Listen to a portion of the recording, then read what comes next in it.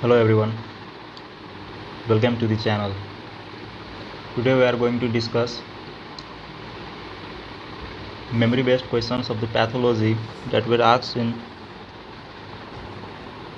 foreign medical graduate examination of India on June 2021. So these are the memory based questions that were asked. So let's get into it. Okay. First question says a 40-year-old female patient having history of bee allergy came to the emergency room with complaints of swelling of face and dyspnea after bee sting. Which of the following inflammatory mediators play a major role? So we know from the history that it is a case of anaphylaxis. Now we have early mediator and late mediator. And early mediator is histamine, whereas late mediator is prostaglandins. So here in this situation, inflammatory mediators that was responsible for swelling of face and dyspnea is histamine. So our answer would be histamines. Second question, a patient presents with spoon-shaped nail. Okay, again very easy question. What is the underlying cause of this condition? So we have megaloblastic anemia, chronic renal disease, chronic liver disease, and iron deficiency anemia. So we should know that spoon-shaped nail are characteristics of iron deficiency anemia. Okay, so our answer would be iron deficiency anemia. On to the third question. A 24-year-old female came with complaints of neurological deficits. Okay, an examination reveals pallor. Blood picture shows hypersegmented neutrophils. What is the most likely diagnosis? So we have here neurological symptoms plus anemia, and blood picture shows hypersegmented neutrophils. Okay, since neurological deficit has been mentioned, I guess you all know the answer. It is vitamin B12 deficiency. It is megaloblastic anemia that will cause all these symptoms. Now you may ask, why not folate deficiency? Folate deficiency, if you supply, if you start the patient on folic acid, the hematology symptom will improve. Okay, pallor will subside, but neurological deficit will still be there. So it is a case of vitamin B12 deficiency. A 65-year-old man presents with complaints of low back pain. On evaluation, he is found to have anemia, and serum electrophoresis demonstrates an increased level of immunoglobulin G kappa monoclonal protein. He has elevated serum calcium and creatinine levels.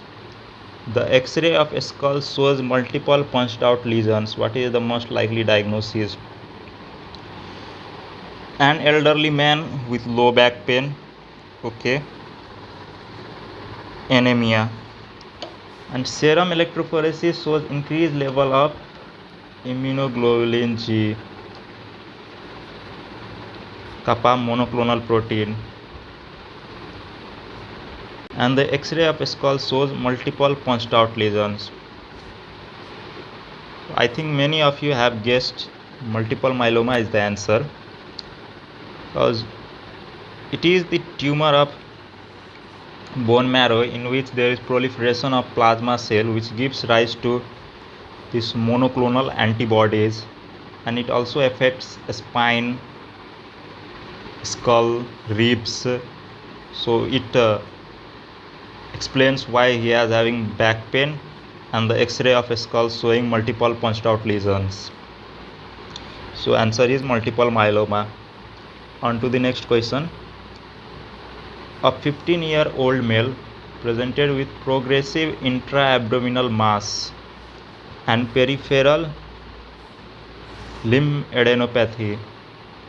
He has night sweats, fever and weight loss of 8 kg over the past 6 months. The biopsy taken from the lymph node and genetic analysis was performed. Which showed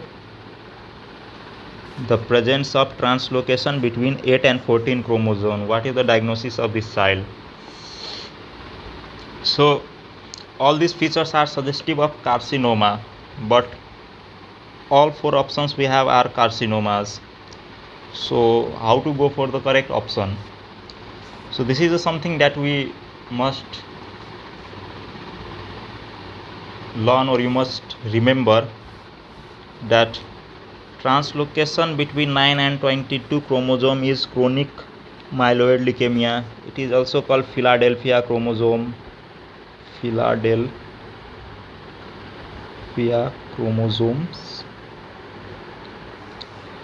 And translocation between 8 and 14, which is present in this case, happens in Burkitt's lymphoma. So the answer becomes very clear. It is Burkitt's lymphoma.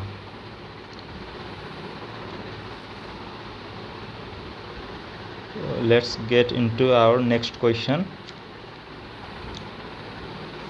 So a 35-year-old lady presented with slow growing thyroid swelling for the past 10 months. Histological examination was done and the microscopic image of the biopsy had the presence of orphan NEI nuclei.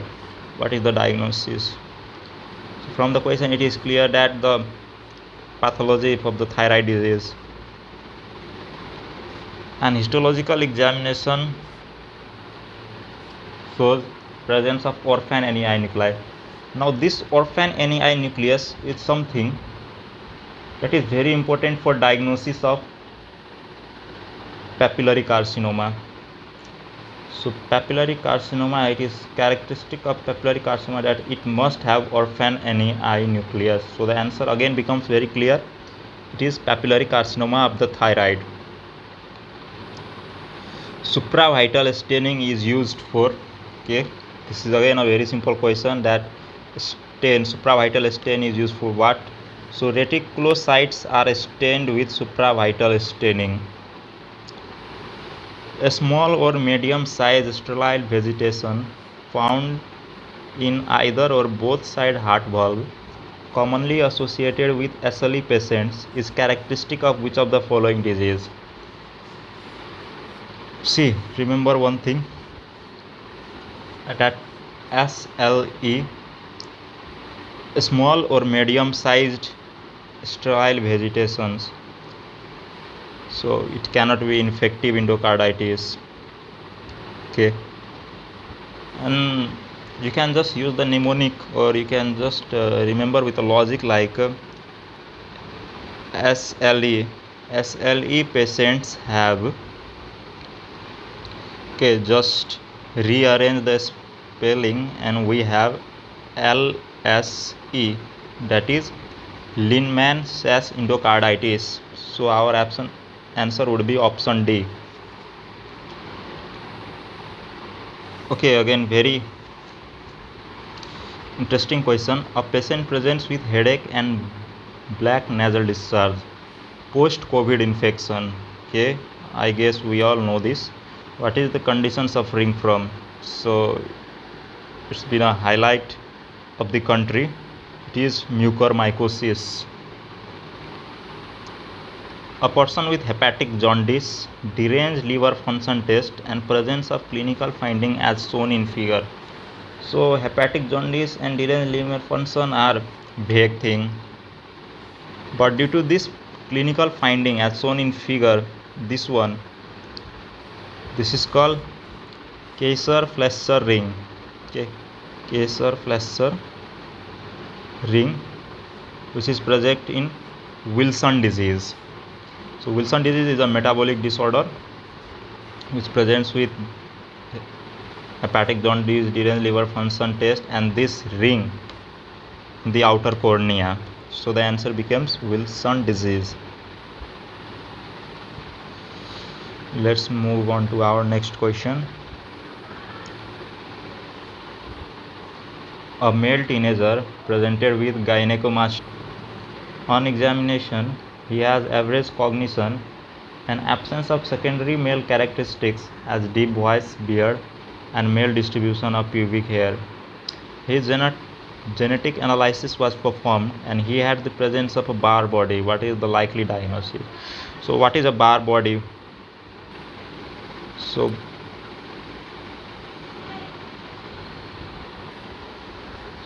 Barr body is extra X chromosome. You can remember it like this. So this male genetic analysis showed presence of a Barr body. So this makes his karyotype as being a male. It's XY, and since he has a Barr body, so we have to add here one more X, XXY, and this is Klinefelter syndrome, and this exactly matches with the clinical presentation. So I hope you guys are clear with the question.